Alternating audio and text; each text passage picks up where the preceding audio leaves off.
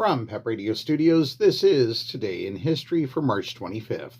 On March 25th, 1911, 146 people, mostly young female immigrants, were killed when a fire broke out at the Triangle Shirtwaist Co. garment factory in New York.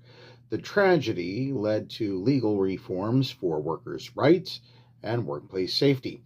Also on this date, in 1894, Jacob S. Coxey began a march from Massillon, Ohio, leading an army of as many as 500 unemployed workers to Washington to demand help from the federal government.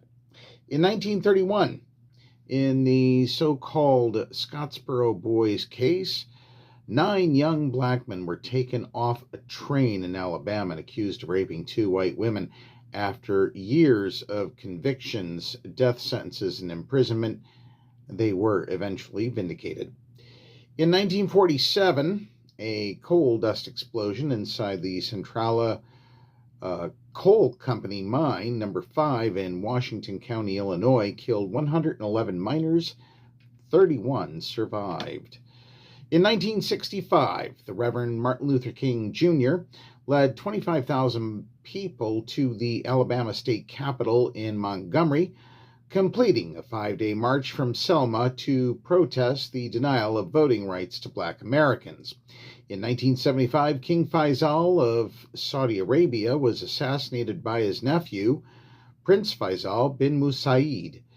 Faisal bin Musaid was executed for the killing 3 months later. In 1990, 87 people were killed when fire raced through the Happy Land Social Club in New York City. The fire was set by Julio Gonzalez, who had been thrown out of the club following an argument with his girlfriend. Gonzalez died in prison in 2016. And finally, in 1996, an 81-day standoff by the Montana Freemen, an anti-government militia, began at a ranch near Jordan, Montana. That's Today in History for March 25th, 2026. Now back to more music on Pep Radio.